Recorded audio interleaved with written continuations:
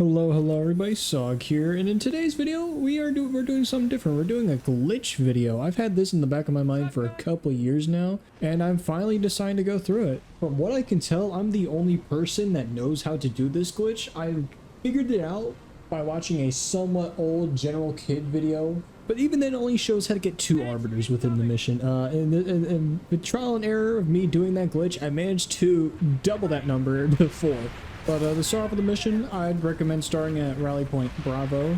That's where you can get into this glitch the earliest. But if you're starting from the very beginning, you could pretty much play through this mission normally until you get to the 3rd tower and destroy all the wraiths. Once you land your Falcon, you want to grab the Brute Chieftain's fuel rod cannon. And I'd recommend to have a precision weapon because you are going to need it to kill the Arbiter later in this mission. But once you go up into the 3rd tower and deactivate the shields, I'd recommend grabbing some of the incendiary nades that are up there with those invisible brutes. But once you go down the elevator and meet back up with the elites, you want to kill the Arbiter near some enemies, so he does not get back up. Once you do that, you want to quickly run out of that room, get to the Phantom, and destroy it with your fuel rod cannon. And after waiting a little bit, eventually 2 Arbiters will emerge where Arbiter would normally get into the Phantom. The best way I could describe and assume why this happens is because with Arbiter being dead in that room and becoming inaccessible once you walk at a certain point, it spawns in a new Arbiter to get into the Phantom.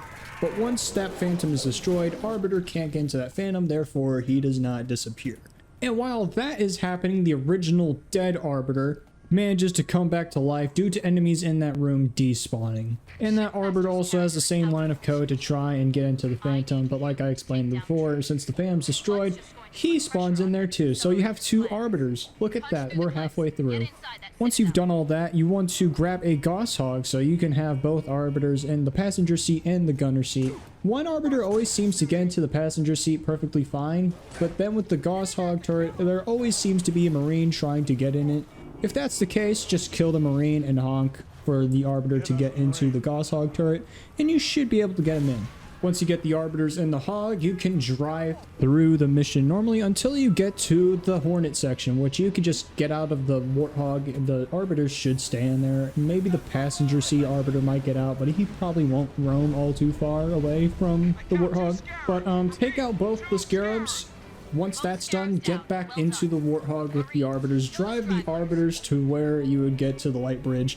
And then you'll see a 3rd Arbiter emerge from the Phantom. Now, to get the 4th Arbiter, it's pretty tricky, and I'm honestly not sure if what I'm explaining is correct, because I've only managed to get this Arbiter in twice. This attempt being my 2nd time. Basically, get the Arbiters into the building. The Arbiter that came from the Phantom should walk in fine. The Arbiters that you have in your Warthog, you can just get them out of the seats, and you should just be able to push them in or the door closes. Walk to the trigger point where the door does close to trap them in. And once you do that, push the 2 Arbiters towards the Phantom Arbiter. I'm just going to call him the Phantom Arbiter because that's the easiest way to describe it. But don't walk too close to the Arbiter because you might accidentally trigger the cutscene and you'd lose all those Arbiters. But I'm pretty sure what you want to do here is you want to melee the Arbiters to where they're no shield. Make sure all of them are no shield. And you want to kill all 3 of those Arbiters and walk into the cutscene trigger before they wake up.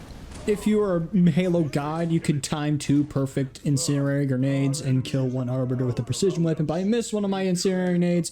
But, you know, the concept works. After this point, it's kind of a gamble if you're going to get your 4th Arbiter, because you can see 2 of the Arbiters here just standing. What I'm assuming happens here is that the 3rd Arbiter corpse despawns and then reloads later after the cutscene, or sometime after the cutscene later in the mission. And your 4th Arbiter is this Arbiter that comes with you after the cutscene once you go up the elevator. After the cutscene, make sure to hide behind somewhere. Make sure to hide behind like the elevator button, because the AI will turn against you because you killed more than 2 allies. But once they forgive you, play through the mission normally until you get to the mini light bridge button area, where eventually all of the Arbiters will respawn back here.